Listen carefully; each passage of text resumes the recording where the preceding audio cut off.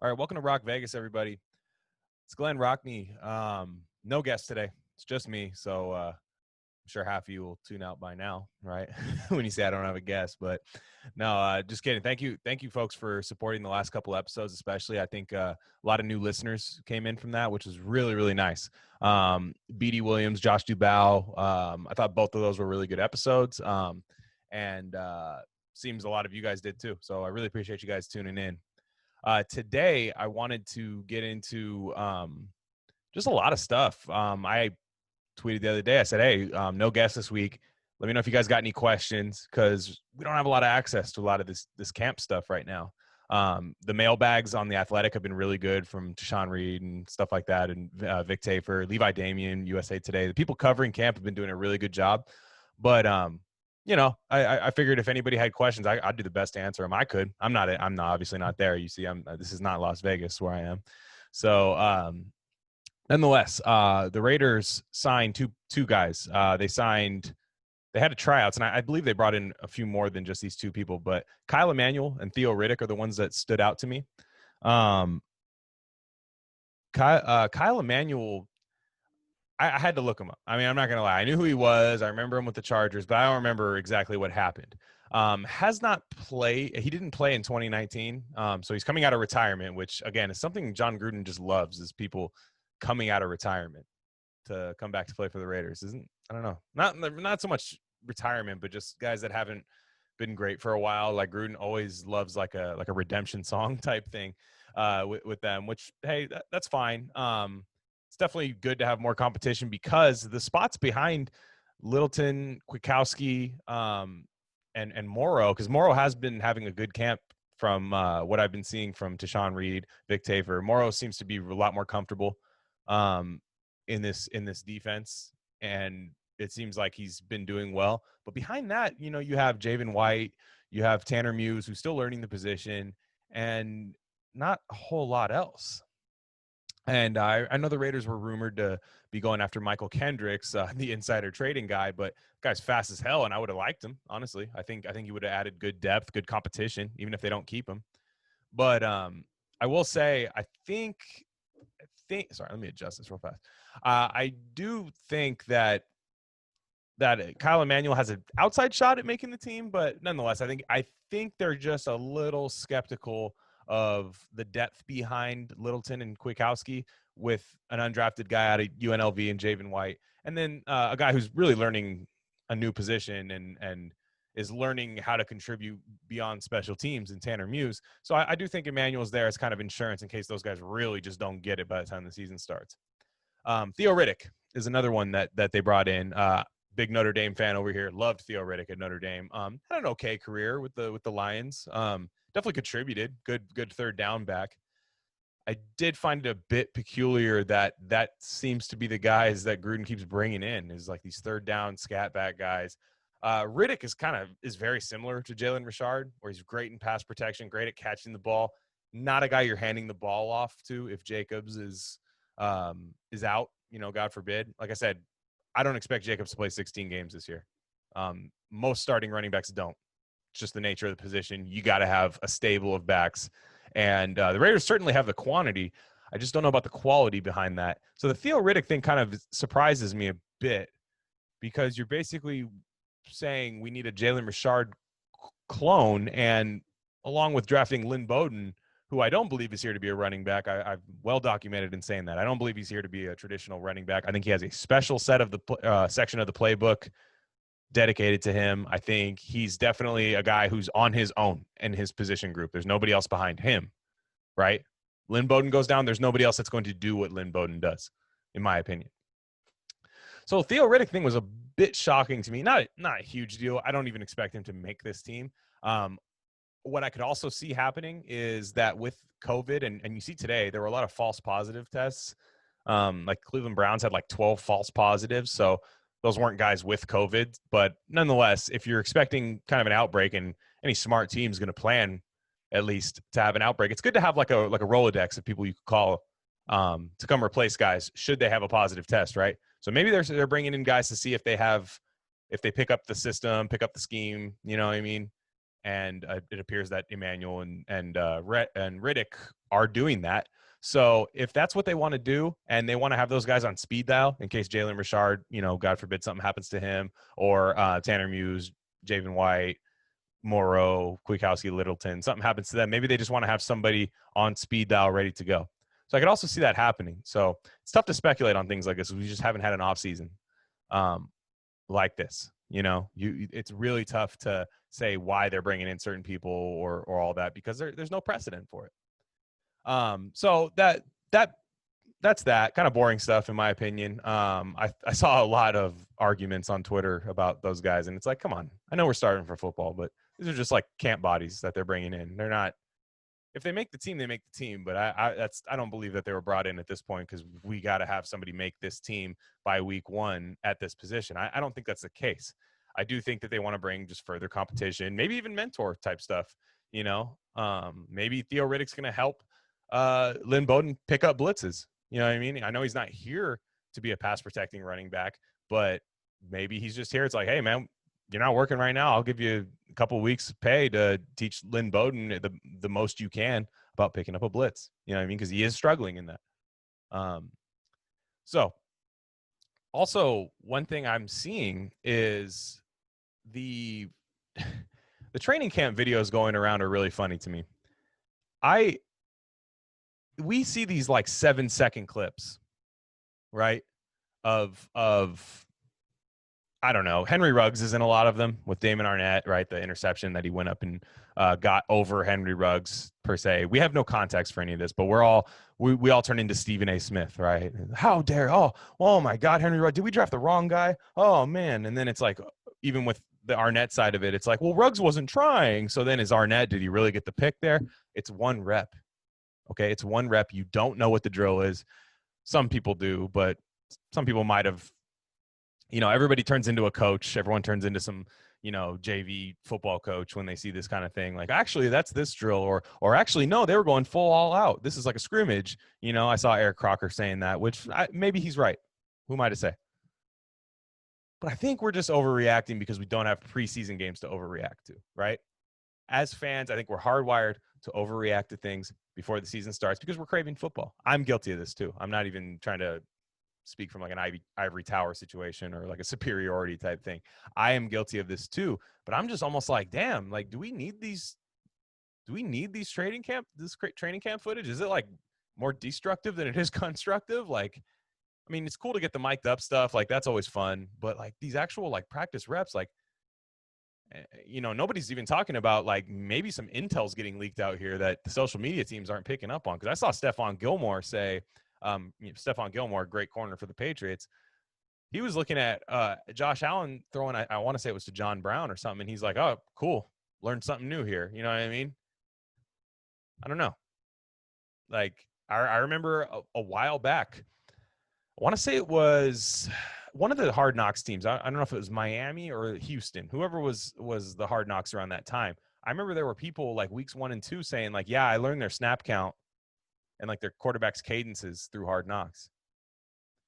So I'm wondering if some of this stuff is too much access. You know what I mean? Even though we love it. I love seeing this stuff. I watch it every time. I consume the content. Maybe I'm being a hypocrite by saying it shouldn't exist. Problem is like, one, it's an annoying day on Twitter when people are like, you look at all these takes and they're all kind of like reactionary rather than just taking it in as like, hey, this rep, this person won, right? And here's one right here. This is a good one. And I whatever it is, I think this is a good video, right? Like I think this is fine, right? This is a rep. This is shout out to Copper. I like I has Copper. He's a good dude. Definitely a good follow. I'm sure a lot of you guys follow him already. But this is Cleveland Ferrell with a nasty spin move on Colton Miller, right? From what I've heard from the beat writers is that was going to be a sack, right? You can't really see it here, but like I guess Carr hadn't got rid of the ball yet, right? This is just kind of like a scrimmage drill and stuff. But there's a lot of people saying like, well, one thing let me start here. One thing I'm seeing is Cleveland Ferrell looks a lot bigger. And it doesn't look like he lost a lot of speed. He still plays kind of high, right? I still want to see more bend, but I'm not sure we ever will. I mean, that's just is what it is. but he looks a lot more explosive. He looks bigger. I saw some people saying that the speed would maybe dwindle a little bit if he got a little bit bigger. That doesn't look like that's the case here, right? So that's what I'm taking from this. What a lot of other people are taking, and it depends on the thing. There's some people who are completely like Clelin Ferrell believers that are like, look, he's turned the corner, right? He's got it. He added a spin move to his arsenal. We didn't really see that a lot last year. And maybe he's finally figuring it out. Finally is not a good way to say it. He's his second year in the NFL. But also, that's one rep. You know what I mean? You cannot make this claim off of one rep of practice film, right?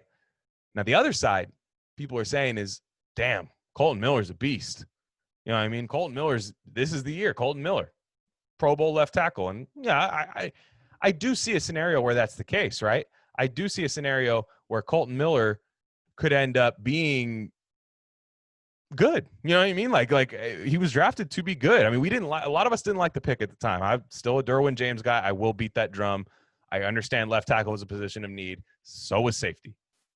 Obi Melifonwu is not a stalwart at safety. I'm sorry. Like, that's just not the case.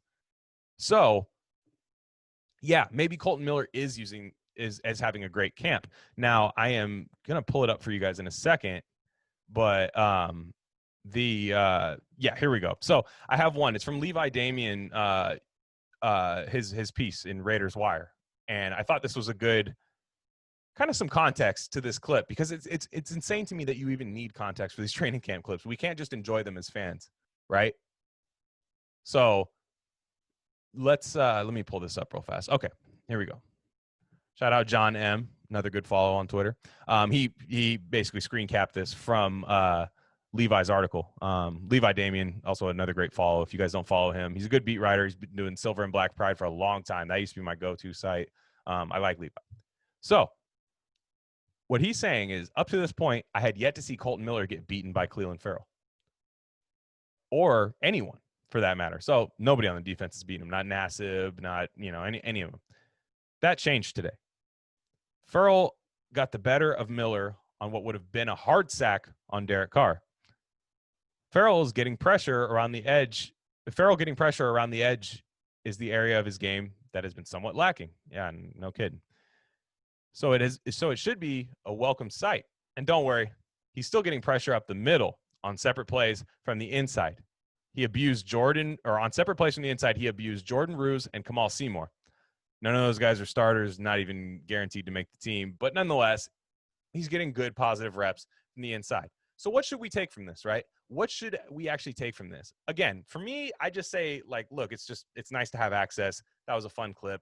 You see that Ferrell's developing a spin move. He's a technician anyways. My questions about him were always speed and bend. So we have to wait till week 1 when he's against Carolina, right? You have to see him at least apply this in a regular season game. But even the people saying that this is really good for Miller, when you see that article, Colton Miller, I would say it's good. I mean, that's obviously good that he's locking up some of these defensive ends. Nassib, I don't know who he's going against, right? But I'm assuming Nassib is the one backing up Ferrell right now at this point. But if he's getting good reps against those guys, that's good. Now, that being said, I consider defensive end to be kind of a weakness on this team. And and maybe Arden Key's in here too, getting worked by Miller. That's fine. But I'm going to talk about Arden Key later. Now, what I think about Clelin Ferrell and Colton Miller with the situation is like, both of those guys were kind of like head scratcher picks for me. And them battling each other, and whoever wins, I'm not sure what to take from that. And we won't know, right? So there's no reason to turn into Stephen A. Smith, Skip Bayless, Shannon Sharp, just super hot takes. Like, I know, look, I love a good hot take. But most of the time, I'm like not trolling, but I'll be 70% my take and 30% just kind of like trying to piss somebody off or be funny. You know what I mean? But some of these people I see, like, they're actually trying to like fire off like NFL Network level takes on this type of stuff, where, even on the Henry Ruggs thing. And I'm going to pull up the Henry Ruggs clip too. Like the Henry Ruggs take against Isaiah Johnson. like, to me, that was just a good, it's just a good battle in training camp. Like, it's something you want to see. Like, I don't think this footage is leaked for us to just say, wow, like, let's there's certain people I think that are qualified to give their take on this. And look, anybody can say whatever they want, but I'm not going to take their words for anything more than just them being bored and wanting to have a hot take. But look at, see, we'll break this play down, right? And I realize I'm being a hypocrite by doing this, but the Isaiah Johnson, right, didn't get a lot of playing time last year. Big physical corner, supreme athlete. I thought he was a good pick betting on athleticism, right? So Ruggs beats him right there, right? He beats him. Now I was talking to Marcus Johnson about this because I wanted a little context on it. But when you see Ruggs at first, he beats Isaiah Johnson, right? You see him and beat him, but then he gets kind of out wide and then has to correct and come back in, right? So I think he beats Isaiah Johnson, right, on the fly. A lot of people are saying that's an underthrown ball from Derek Carr. I also think Henry Ruggs is struggling a bit with the contested catch and maybe being efficient with his speed, which is fine. He's a rookie, right? Like, you don't figure that out right away. He was the 12th overall pick in perhaps one of the more loaded wide receiver drafts, so there's going to be a lot of pressure on him. I'm already seeing a lot of fan bases kind of shitting on him. That's going to happen, right? Especially with the Raiders draft history. But when you look at plays like this, like, one, can we give Isaiah Johnson a little bit of credit, right? Like, disrupting the pass, good ball skills right there. Ball kind of fell into his lap, but still, I've seen guys drop those. He's big, physical. Ruggs had torched him on a couple other films or a couple other film clips I had seen. So maybe he's just battling with them. Now, one thing I'll say about the throw is, yes, that's Derek Carr. So that's already a magnet to a lot of people that don't like Derek Carr, myself somewhat included. I've kind of found myself defending Derek Carr a little bit more. Like, I've kind of found myself defending not him as a player, but kind of just like, okay, he's not that bad. To where people want, like, Mariota, who by all means and by all accounts of reporting is having a terrible training camp, right? There's been a couple plays where Gruden talked him up in the media and was like, hey, he's a playmaker. Oh, it's so good. And people were like, wow, he doesn't say Carr's a playmaker. It's like, all right. I mean, maybe if all you are is a playmaker at quarterback, but you can't, like, make simple reads, make simple throws. Vic Tafur saying he was throwing lawn darts at camp. So with this play, right, like with this play, maybe Carr did underthrow a deep ball. Wouldn't be the first time. I've seen him underthrow a deep ball. I'll be the first guy not laughing, but definitely critiquing him and that kind of thing. But also, you don't know what coaches are telling him. If coaches are saying, hey, we need to get Ruggs up on these contested catches, right? Like, that's not Ruggs' game. We're going to want separation from Ruggs and catch and run. And we want him to just beat Isaiah Johnson by 2 or 3 steps, right? And have that ball just dropped into the bucket to him. So, but you don't know if coaches are saying, like, hey, make this one, tough to get. You know what I'm saying? Make this one something where Ruggs is going to have to high point the ball over maybe our biggest corner, you know what I mean? Tallest corner, and make Ruggs work for it. So you don't know the context of this. So I'm just saying, like, if you're trolling, you want to make your Carr joke, that's totally fine. But if you think you're saying something, like, truly groundbreaking, I don't know. So just wanted to get that out of the way. It's been not bothering me all week. Bothering is not quite the word I would use for it, but it's kind of like, come on, guys, we just need football. You know what I mean? I'm for no preseason games, but now I'm wishing we did have them so people could overreact to actual preseason film and not just camp snippets. So the next thing I wanted to get to, and somebody asked me this question in the mailbag. I want to say it was Naylor. Shout out Naylor. But he asked me a question, but it was actually something I was going to bring up. And what I wanted to say about this player, and I wouldn't call myself a stan of this player. I wouldn't call myself even a huge fan. But the takes I see on this player are kind of crazy. And I'm talking about Arden Key. Arden Key is somebody who I still think, as far as speed on this team, on the edge, we don't have anybody as gifted of a speed rusher. Just pure speed, third down, Furrow's kicked inside. Crosby's on the other side. You want to have speed coming off the edge. We don't have a guy like that. Now, hey, maybe the Yannick trade happens. Maybe they find a way to get Clowney in here. Then we'll talk, right? But I don't see why people want to just get rid of Arden Key. Now, maybe, because I remember this from 2018, when the kind of uncertainty of whether Mac was going to report to camp or whether Mac was going to get an extension, Khalil Mack, I think a lot of people saw those like Arden Key. I remember there was like a story, and I don't remember. I don't think it was in a super big publication or anything, but I want to say people were saying like Arden Key looks incredible in camp, and the Raiders feel like they don't need Khalil Mack. I do remember that story going out there. Now, obviously, we know that's bullshit. You know what I mean? We know that's bullshit. Maybe the Raiders believed just the smallest part of that and made the trade, and maybe they felt like, hey, we're going to start over, but we do have this young third-round prospect, guy who got in a little trouble in college, left the team and stuff, but is gifted, right? And he is gifted. So why do people want to get rid of Arden Key? Now, the main thing I see about Arden Key is not that he can't rush the passer, it's that he can't finish. It's fair. It's frustrating, right?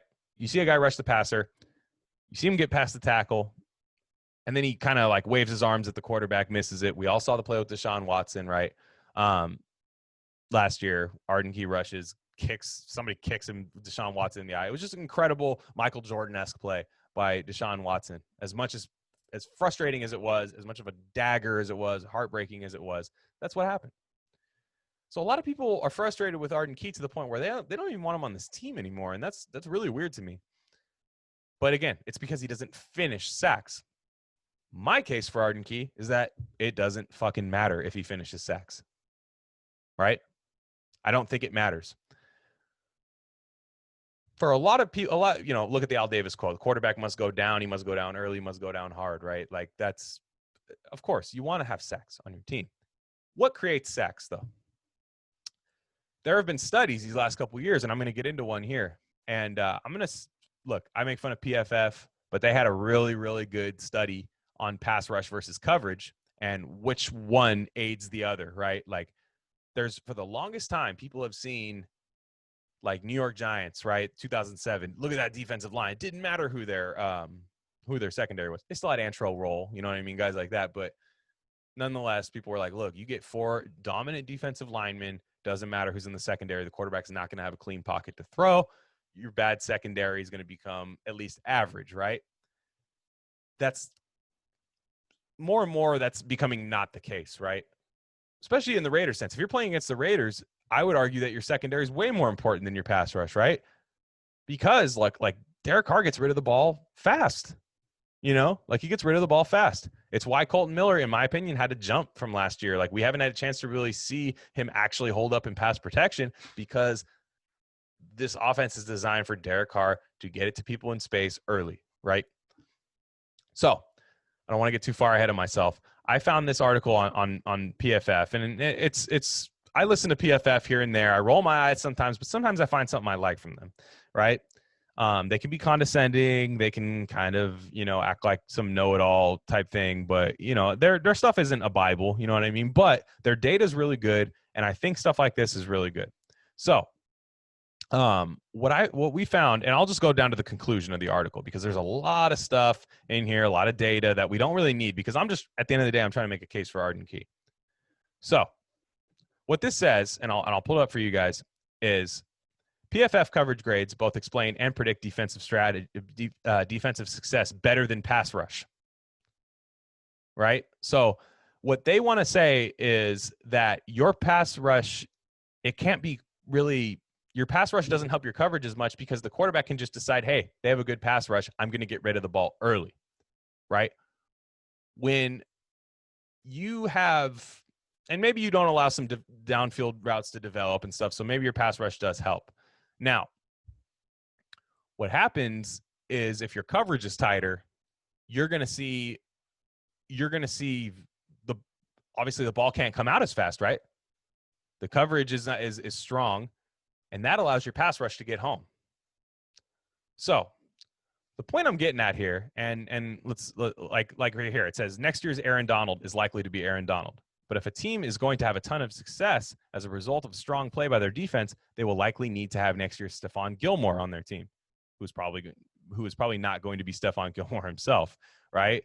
So during the PFF era, teams with elite coverage, 67th percentile or better, and poor pass rush, 33rd percentile or worse, win on average. About a game and a half more than teams with the reverse construction. So, you could say that, and they're saying there's nuance to this, but let's just take that at face value, right? I don't want to get too much into like a PFF thing, right? So you would rather be average at pass rush and elite in coverage than elite pass rush and just in coverage, right? Like, I think that's true. So you even look at teams, right? Look at the Niners. The Niners had all those first round picks on, Nick Bosa, DeForest Buckner, Eric Armstead, right? So Solomon Thomas, the list goes on. You would think that's going to be the forefront of their team. But Richard Sherman has an incredible coverage grade, right? And in all accounts, there's not one publication that says Richard Sherman actually isn't that good, right? He's been great since he's been with the Niners. Let's compare Richard Sherman to Daryl Worley, right? Daryl Worley was, Trayvon Mullen emerged at the end of the year, but Daryl Worley was, for better or for worse, he was the number one corner for the Raiders last year. He averaged, I believe it was 1.04 yards of separation from the receiver from him, right? That's one full yard. That doesn't seem like a lot, but in the NFL, that's open. That's wide open. Richard Sherman was about like 0.8. I don't have it in front of me right now, but it was like 0.8, 0.84. Huge difference, right? Daryl Worley was 32nd in the league in that. Richard Sherman was like 14th. So PFF's theory is that Richard Sherman, his coverage allows Nick Bosa, guys like that, to get home, right? To get home. And that's just when they're rushing. They're not blitzing or anything. That just allows your pass rush to get home.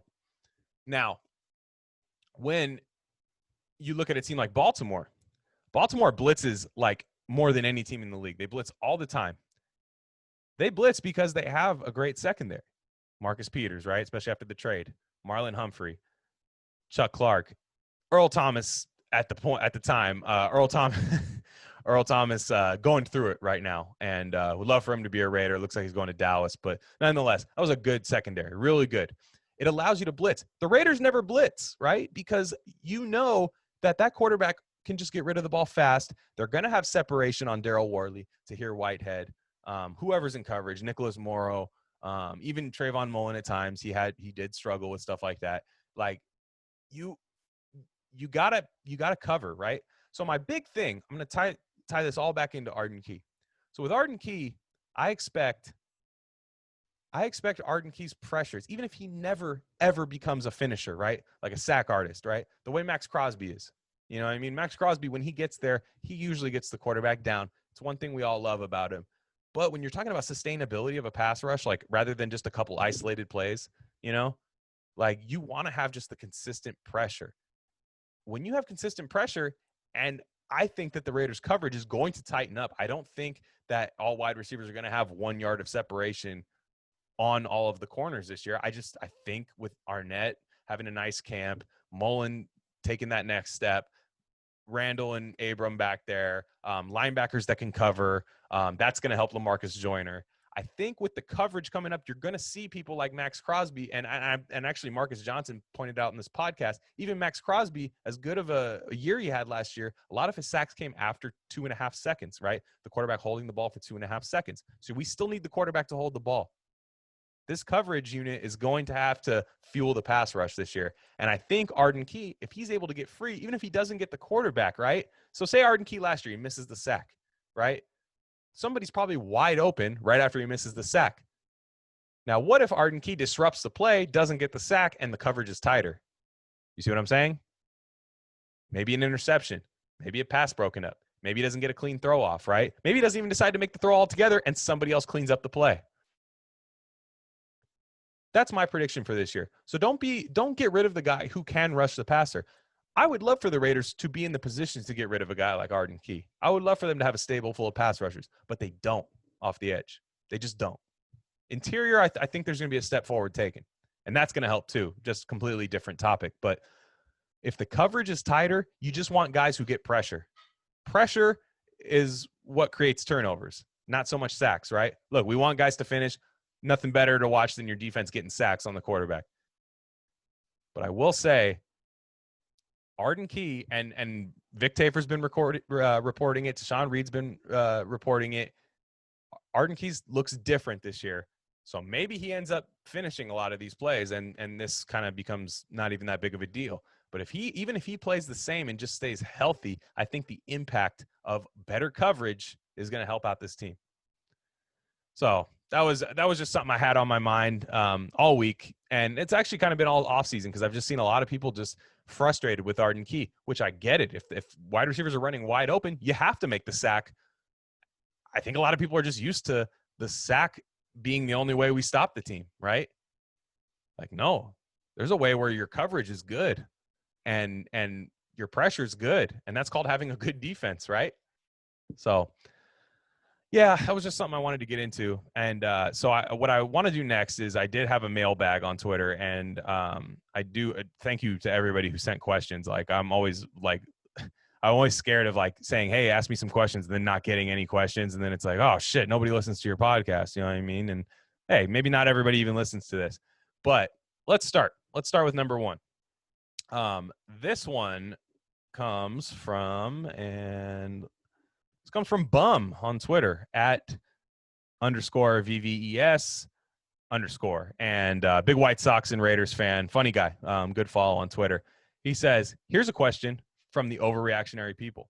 Will Trent Brown's Instagram debacle ruin the team's chemistry? No. But it's crazy. I saw a lot of people reacting to that too, and I put that in the same category as these training camp videos. So for those of you who don't know, those of you maybe who aren't on Instagram and stuff like that, Jordan Davey got absolutely destroyed by Maurice Hurst. And just one Instagram clip, the Raiders put it up, Raiders social media team put it up, and Maurice Hurst like went through him like a turnstile, knocked him to the ground. Now, to me, I saw that as like, man, Mo Hurst looks great. I wasn't even thinking about Jordan Davey. I know this offensive line's good, you know? They've shown it. Even Jordan Davey played okay last year. I mean, not great, but he had to fill in for Incognito and Gabe Jackson. I think they were both hurt at the beginning of last year. Now, Trent Brown went on Instagram and said, damn, this is what we're doing. I don't have the quote in front of me. I'm not going to pull it up. But he said, like, man, this is how we're doing our guys, huh? Like showing people getting kind of embarrassed in camp and like showing them at their worst and letting people – have these hot takes to it. And I kind of see what he's saying, because it's like I was saying, like, it's all these people reacting to a 7-second clip from like a 3-hour practice. You know what I mean? And then you're making your decision on that. And Trent Brown, also, you have to realize he's sticking up for offensive linemen. You know what I mean? That's his unit. That's maybe Jordan Davey is having a rough camp, and Trent Brown was like, hey, this ain't what he needs right now. Like, don't put that up here. You know, the last thing he needs to see is log into Instagram and be like, damn, I'm getting worked by Mo Hurst, you know? But okay, one, I'm not calling Trent Brown soft. I saw some people saying that. I'm not calling him soft. Two, we need Trent Brown more than anything on this team. Need him. Absolutely need him. I don't want David Sharp, Brandon Parker. I don't want guys like that playing a lot. You know what I mean? It's bad enough to the time that Trent missed last year. We need him on this team. It doesn't mean anything. I don't even think we're going to remember this. Like, I don't think we're going to remember this story. I don't think this is going to be bad chemistry. I don't think it's going to mean anything. I think Trent Brown just saw it and was like, damn.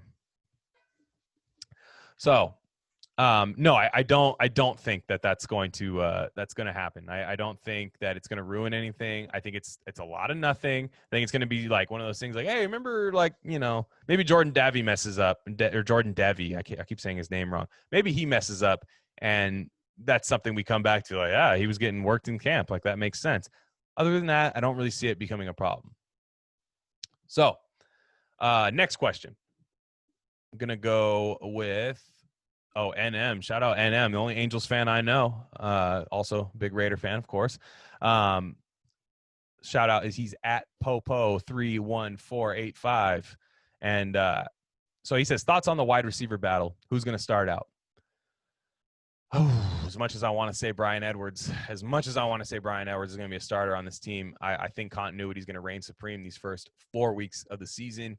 I do think Tyrell Williams still locks down that spot, that outside receiver spot. I think you're going to see Ruggs, Williams, and Renfro starting out, right? Maybe Ruggs moved around a little bit. Hopefully we see 4 or 5 wide receivers on the field at a time with Gruden. I hope he spreads the ball out. But yes, if we're talking a 3 wide receiver set, or even a 2, it'll be Williams and Ruggs, Renfro in the slot when you want a 3 wide receiver set. 4 wide receiver set, I expect to see Edwards on the field. 5 wide receiver set, I expect to see Nelson Aguilar on the field. That would be my guess for it. Who knows ultimately? But yeah, as far as the top 3, I especially in a John Gruden team where he values veterans, in this position group where they do have 2 rookies starting, Ruggs will be on the field obviously, but I think Williams is going to get a lot of reps early. So even though I think a lot of Raider fans are low on Williams, I'm not personally. I don't like him as a number 1, but I think right away he's going to be that number 1 threat on the outside. They'll get creative with Ruggs, and Renfro is just going to be that safety net for everyone's favorite quarterback that likes to check down, right? So next question. This comes from Raider Yeezus. Shout out Raider Yeezus. And he says, Josh Jacobs and Bowden Jr. are obvious. Who else makes the 53? Can we carry 4 running backs and a fullback? Yes, I think you can carry 4 running backs and a fullback. I do think – so I'm seeing a lot of, like, weird things, and I've talked about this a lot. It's one of my big concerns with this offense is Jacobs goes down. Who is that bell cow running back behind him? Gruden offense, he wants – I mean, if you look at Gruden's old offenses, he always had that one mainstay at running back, right? Warwick Dunn, Cadillac Williams, guys like that. I think Michael Pittman too, if I'm not mistaken. Yeah. So guys like that he could, Mike Allstott, guys he could really put carries on. And Bowden is not going to be that guy, even though, yes, obviously he's a lock to make the team. Bowden is not here to be a running back. I cannot stress that enough. He is here to be a wild card. He's the only one. If he's hurt, that position does not exist on this team, right? They will work around it. I guess Booker, right? I guess Booker makes the team right now. I'm still waiting for them. I still think they're waiting on a cut. I was talking with somebody today, and I have this weird feeling. I was looking at other teams' backfields, and one that stood out to me was the Baltimore Ravens backfield. Baltimore Ravens have J.K. Dobbins, Mark Ingram, Justice Hill, and Gus Edwards. I always liked Gus Edwards.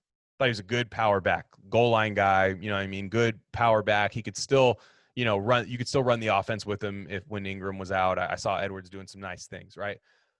I'm thinking they're waiting for a guy like that to get cut to bring in. I don't think Booker's meant to be that guy. Vic Tafer's hinted that Rod Smith still makes the team. So I honestly don't know. If you asked me to put money on it, I would say Jacobs, Bowden, Richard, and then that 4th one, I would say they're waiting for someone to get cut, but I guess it's Devontae Booker. Vic Tafer saying Rod Smith. They like Rod Smith a lot, but I don't know. That one doesn't make a lot of sense to me. And yeah, Ingold's still going to be there. I as much as I like Alec Ingold, they relied on him way too much in short yardage situations. He's actually pretty good when you throw the ball to him. I always thought that was good when you do like old school West Coast offense, fullback flat stuff. I actually thought he was pretty effective in that. But yeah, I guess that's the thing. I still think they're waiting on a cut, and I want to be right about that. I hope I am. So let's go to the next one. Somebody asked me where the memory bricks are located in the new stadium. No clue. Honestly, I'm not even going to pretend to know that. So the next one is from Josh Jacobs fan account at Raiders Stank Season. Shout out to this guy, another cool dude. Thoughts on Colton Miller and what the full returning offensive line brings to the table? I love having the continuity, especially during this COVID offseason, of Rodney Hudson being there, even Derek Carr being there. You know what I mean? As critical as I am of him, having your center and quarterback duo stay the same is good. They have all their starters are back. I think that's a huge advantage. Continuity on the offensive line is so underrated in the NFL. Depth on the offensive line is super underrated in the NFL. I remember kind of wanting to make a move with Gabe Jackson, right? Like, what can we get for Gabe Jackson? Let's get this contract out of here. The contract, maybe he's not living up to it, even though I do think he's pretty good. I think that this offensive line is going to be an absolute advantage. I still think it's top 10 in the league. Even though some people try to say that with the Raiders getting rid of the ball so early, you don't know how good they are, right? And Jacobs makes a lot of people miss. So you're not exactly sure how much the offensive line is doing for Jacobs, whereas you think that Jacobs is doing something for the offensive line, making them look better. I'm so glad that this unit is returning to the Raiders. I'm glad they didn't get rid of Gabe Jackson. Like I said, even though it's very tempting to shed that money. Can't do it anymore. Can't shed Gabe Jackson's money. So he's here to stay. You got John Simpson, young guy behind him. Incognito's old, but if we can even get close to where he was last year, we're set. Miller looks like he's taking that next step forward. I mean, I hope he is, right? I hope that him kind of beating up on our defensive ends, who, again, I wouldn't say is a strong unit right now. But hopefully that's a sign of him like, hey, I'm becoming more of a mauler. You know what I mean? I'm fast, I'm physical, and I can get out in space. But I want to be able to sit there and protect number 4 in the pocket. And I do think I do expect that from him. Why can't we expect that from him? Right? I know he was a project pick, but like projects do now. You know what I mean? Projects do. Assignments do. Turn it in. He should be developed by now. And big year for him. And like I said, I've said it on prior podcasts. I hope that we do take advantage of Colton Miller out in space, because that's what he's best at, is getting out in space. He's really good off the ball when you ask him to go get a linebacker in the second level, like right off the ball in a run play. He gets there quick. There's a thing of him just lighting up Thomas Davis from the Thursday night Charger game from last year. Some all 22. I believe Brandon Thorne posted it. And really good. So I'm very excited about the offensive line this year. So let's go to the next question. Let's see. Okay. I am going to go with, I believe this guy was the first guy to ever listen to this podcast. I do. I honestly think he was. His name is Gus Gare. Shout out. His question, and I thought this was an interesting one. Let's pull it up. Okay. Have you watched any Hard Knocks this season? Hate both teams. Agreed. But damn it, I miss football. It's been interesting to watch and listen to coaches and staff preparing for COVID-riddled season. Thoughts on how prepared you think we'll be and how it'll impact our season? It's a good question. No, honestly, like I'm going to guess right here. You always hear Gruden, and it's funny. Gruden in his press conferences, like I always thought Gruden was going to kind of like shy away from talking about it, but he's like super like, we got to pound this virus into the dirt, man. Like he's always doing that kind of thing. We got to beat the shit out of this virus. Yeah, run the ball 30 times against this virus. And like he's always doing stuff like that.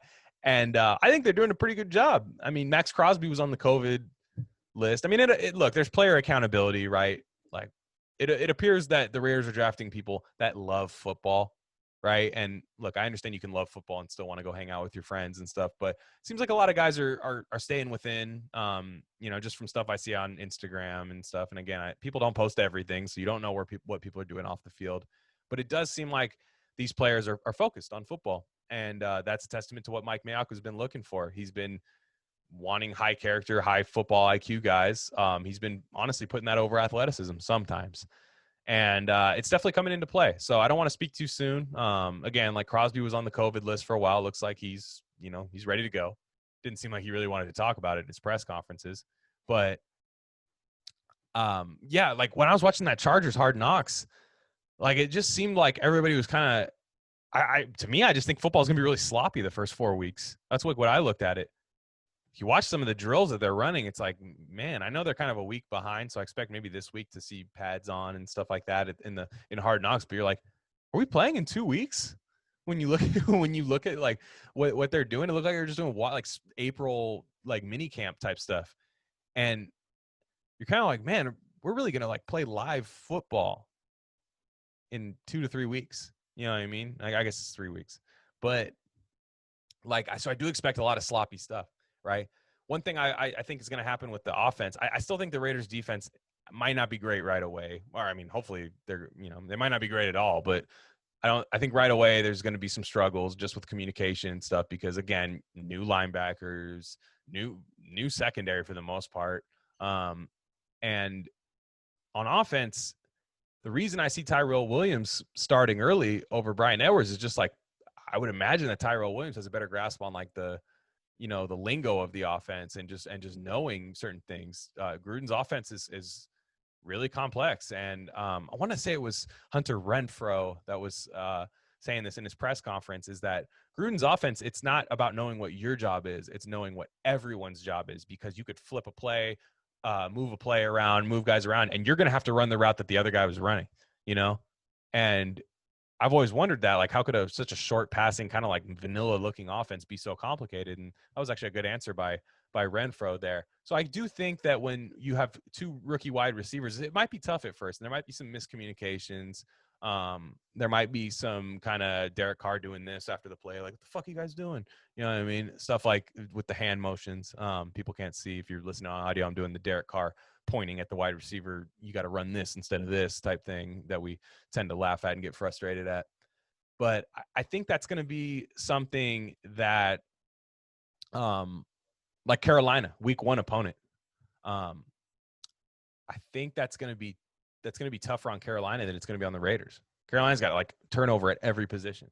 It seems like a lot of new wide receivers, new quarterback, new coach, Kuechly retiring stuff. So I do think the Raiders are going to have an advantage early, even though I do think some of the young players, I think we're going to see a lot of sloppy football, a lot of penalties, a lot of injuries, and stuff early. And that's just not based on Hard Knocks. I think that's just something, a fair thing to say. So nonetheless, man, I'm so excited about football. Like it's something that I'm like, all year I was like, are we going to get football? Like, I love baseball, huge baseball fan, huge A's fan. Shout out to the A's, killing it right now. Loving these NBA playoffs. Just watch Luka Doncic hit a dagger against the Clippers in overtime. Like, incredible. But I'm like, man, if we just get this full football season uninterrupted, I'm going to be so excited, right? You hate to have such a bad year kind of tied into football, right? But look, I think we're all lying to ourselves if we think it's not that big of a deal, So it's interesting. It's very interesting, and I just want to give a shout out to everybody who lives in the Bay Area right now. These fires are insane, so stay safe. Like, it's bad. I mean, just even in here, like even where I'm at right now, there's like smoke coming in and stuff. It's really bad. COVID, all that kind of stuff. It's tough, but I think if we can get football back, maybe people will argue it's too much of a distraction, but I think we need a distraction, and thanks again for everybody for listening. Not a terribly long episode today, but I should have a guest on next week and the week after. And I just wanted to touch on a few things this week. Really excited for the season to start. I keep forgetting I started it this year, and just the fact that we didn't have like anything to talk about in the off season. I was still managing to put out episodes, position group stuff. So now it's cool. Like, I don't really have to scramble for content anymore. Like, now there's actually a season on the horizon. I'm glad they didn't play preseason games, even though obviously there's a lot of people, like, even on Hard Knocks, Austin Eckler made the Chargers because of a preseason game, and now he's making money now. Sucks that he's going to be, getting crushed by the Raiders, but nonetheless, I'm glad we didn't have preseason games. I don't want to, if we're going to get any football, I want it to be regular season football, So once again, you can follow me on Twitter. I'm at Glenn Rockney, GlenRockney. I do have another podcast called Rare Candy, kind of a politics, social commentary podcast. Do have a new episode out right now. So go ahead and check that out. You can subscribe to the YouTube channel, Rare Candy YouTube channel. Subscribe to this podcast on iTunes and Spotify, Rock Vegas. And thanks again for listening. I've been getting a lot of new listeners. It's still crazy to me that people want to hear me actually talk about this stuff. even though I think a lot of people subscribe for the guests. So don't get discouraged. I will have guests on whenever I can.